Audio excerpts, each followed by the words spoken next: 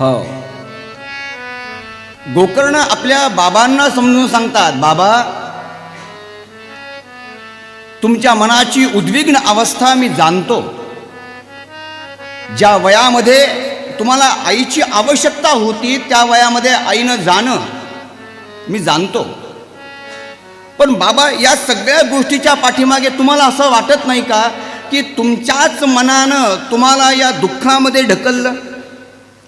आठवतं का? आठवतं? आणि एक मुलगा सांगतोय आपल्या वडिलांना, तुम्हीच लहानपणी आम्हाला सांगत होतात की आमचा जन्म झाला संतानं दिलेल्या प्रसादानं. तुम्ही सांगितलं म्हणून आम्ही तुमचंच तुम्हाला सांगतोय. मग तुम्ही म्हटलात त्यांना आम्हाला समजून सांगितलं काय करायची संतती, स्वतःचा उद्धार स्वतः, हे सगळं तुम्ही सांगितलं. बाबा त्यावेळेस आपण का ऐकलं नाही? कारण त्यावेळेस आपल्याला केवळ संसार महत्त्वाचा वाटला, मुलगा असला म्हणजे जीवाचा उद्धार आहे हे महत्त्वाचं वाटलं. आणि या सगळ्या गोष्टीमध्ये ही काठ्याकूट तुम्हाला करावी लागली. मुलांमध्ये योग्य वेळेस योग्य संस्कार झाले तरच मुलांच्या जीवनामध्ये पित्याला आनंद असतो बरं का. वडिलांना एक विशिष्ट वयाची मर्यादा मुलांना ओलांडीन मग सांगितलं, बाळा असं करू नये, कुणीही कोणाचं ऐकत नाही. योग्य वेळात उपदेशाची आवश्यकता असते, योग्य वेळात. लहानपणी बघा, झाड छोटं असतानाच त्याला जितकं जपलं ना तितकं ते फुलल्या जातं आणि त्याचं मूळ तितकं चांगलं खाली रोवल्या जातं. आणि याचा विचार करताना स्वयं गोकर्ण आपल्या वडिलांना म्हणतात, बाबा त्यावेळेस तुम्ही का ऐकलं नाहीये? माययो विधियश्चैव प्राप्तये तस्य यस्थिता आत्मानु आत्मयो राजन. काय म्हटलेत बघा गोकर्ण बाबांना, आत्मानु आत्मयो राजन किमस्तं पुंगवम तथा. बाबा या संसारालाच तुम्ही अंतिम सत्य मानलं आणि त्यामुळं आता या सगळ्या गोष्टीचा विचार करताना आयुष्यामध्ये बाबा आपल्या नंतर जे आपल्याला दिसतं त्यानंतरही काहीतरी असतं.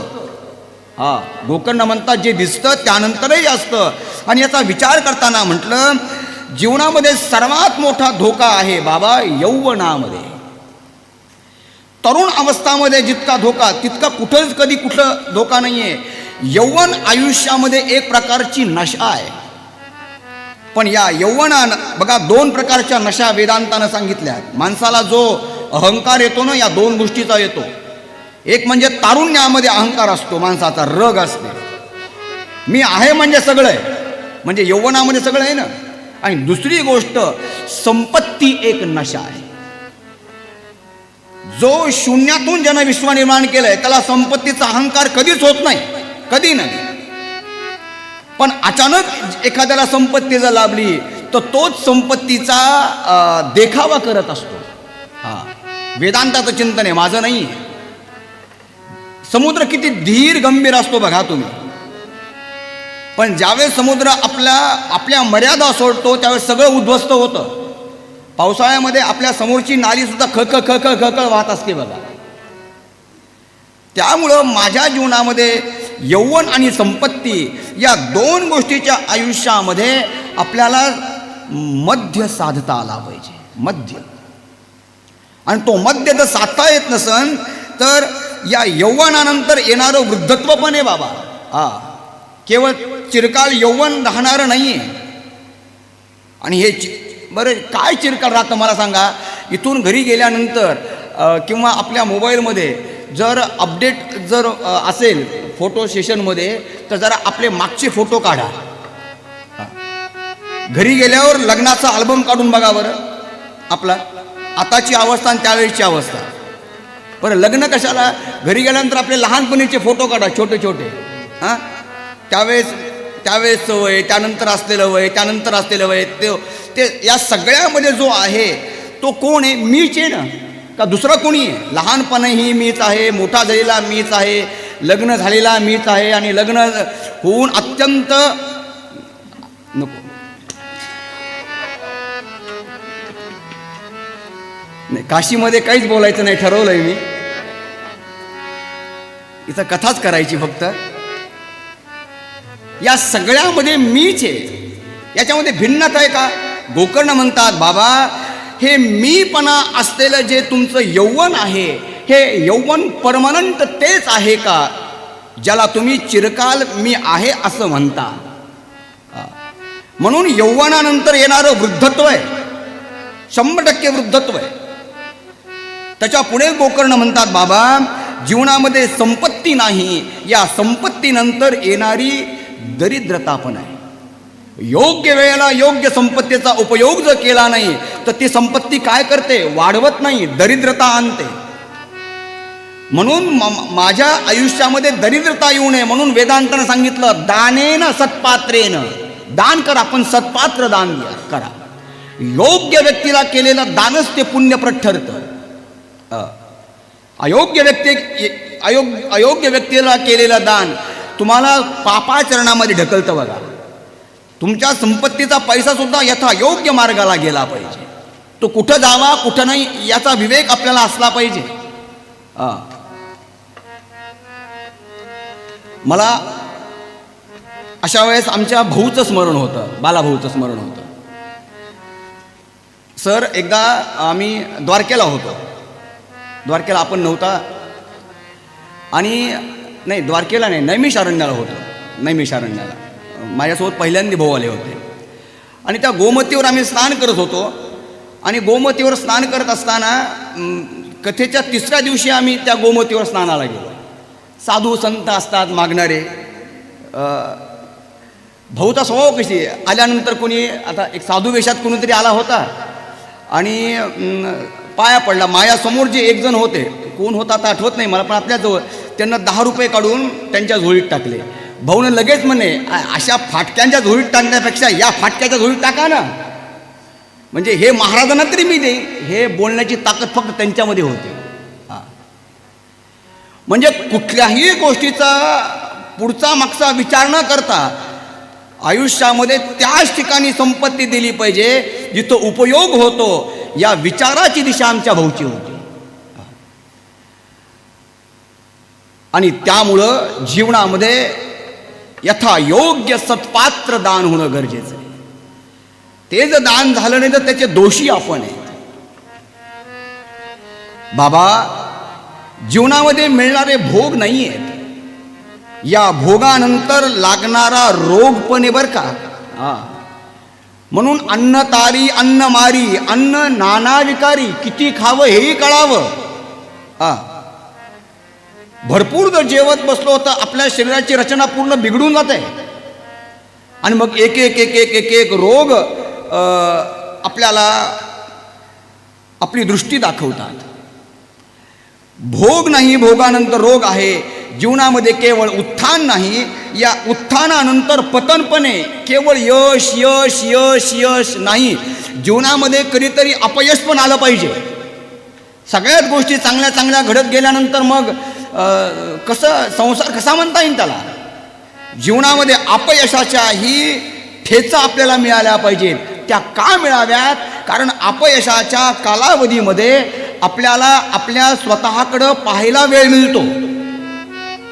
आणि म्हणून कुंती मातेनं भगवंताला जे मागितलंय महाभारतामध्ये आपण बघा, देवा मला काही नको, मला दुःख. का दुःख दे? कारण या दुःखामुळे तू आमच्या जवळ आहे. दुःखामुळे तू जवळ आहे. सुखामध्ये परमात्माची आठवण होत नाही बाबा. पण सुखामध्ये सुद्धा जो परमात्माला विसरत नाही, सुखामध्ये असताना जो आपल्या आई वडिलांना विसरत नाही, आणि सुखामध्ये असताना जो आपला विवेक कधीही अविवेकी होऊ देत नाहीये, भगवंत त्याच्यावर परिपूर्ण कृपा करतात. पूर्ण रूपेण कृपया. हो, गोकर्ण म्हणतात बाबा जीवनामध्ये उत्थान नाही, या उत्थानानंतर पतन आहे. आणि जीवनामध्ये केवळ जीवन नाही, या जीवनानंतर मरण पण आहे. म्हणून माझ्या जीवनामध्ये कधीतरी अशी जागृती झाली पाहिजे बाबा की कधीतरी मी जागं होणं गरजेचं आहे. आणि जागं होणं म्हणजे झोपेतनं जागं नाही आहे, कधीतरी मी माझ्या बुद्धीच्या शुद्धतेनं जाग होणं गरजेचं आहे. म्हणून मला असं काही जागृत करा जे जाग झाल्यानंतर परत मला झोपावं वाटूच नाहीये. मी अज्ञानाच्या निद्रेमध्ये कधी झोपू नये.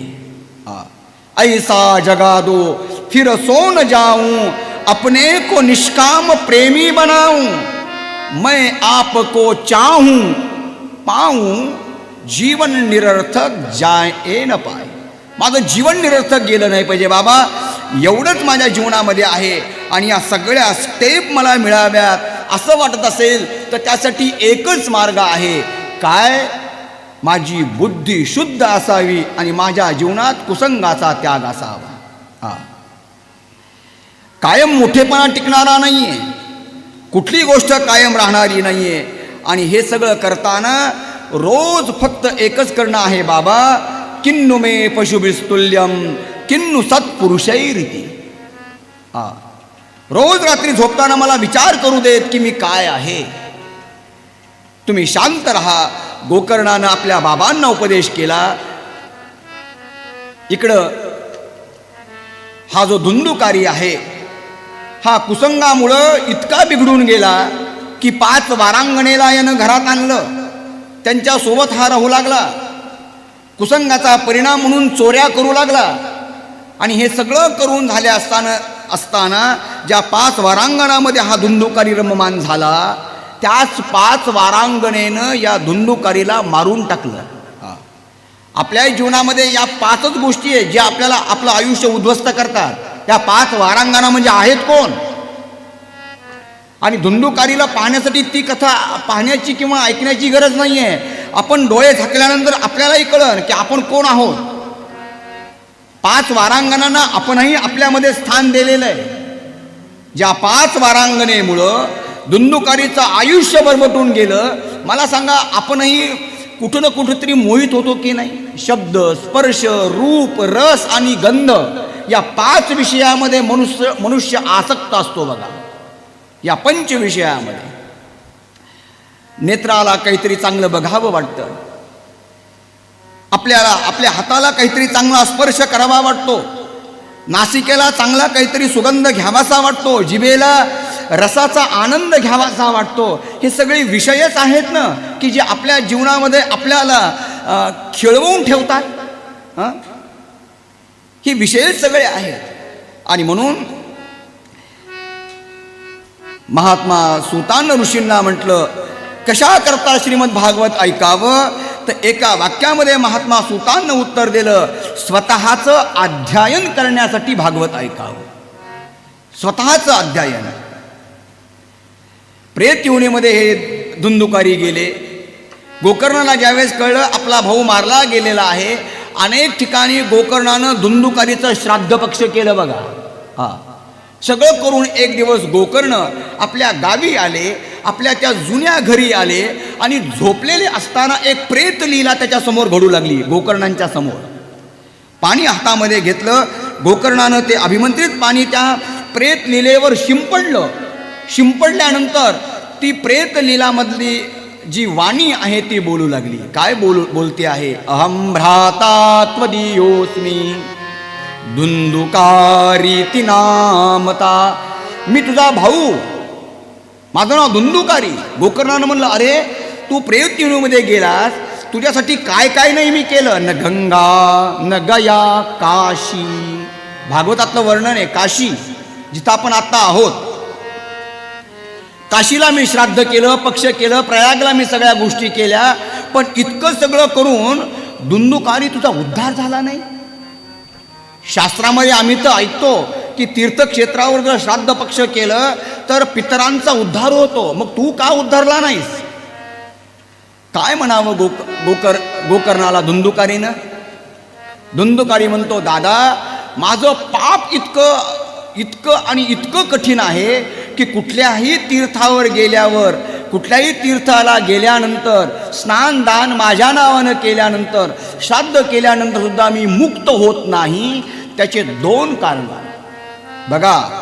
श्राद्ध पक्ष केल्यानंतर पितरांना गती मिळते, 100% सत्य आहे. पण कुठल्या पितरांना गती मिळते ते ऐका.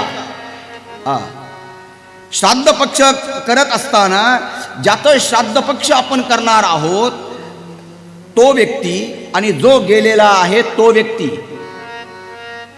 आई वडिलांची सेवा ज्यानं आयुष्यात कधी केली नाही, आईला जिवंतपणी कधी पाणीही प्यायला दिलं नाही, कधी त्यांना दोन संवादाच्या गोष्टी बोलल्या नाहीत, वडिलांना कधी बोललं नाही, अशा सर्व व्यक्तींना गेल्यानंतर कुठल्याही तीर्थावर त्यांना श्राद्ध केल्यानंतर फळ मिळतं का? वेदांत म्हणतं मिळत नाही. मला माफ करा मी चुकीचं बोलत असेन, पण व्यासपीठाहून सत्य बोललं पाहिजे बघा.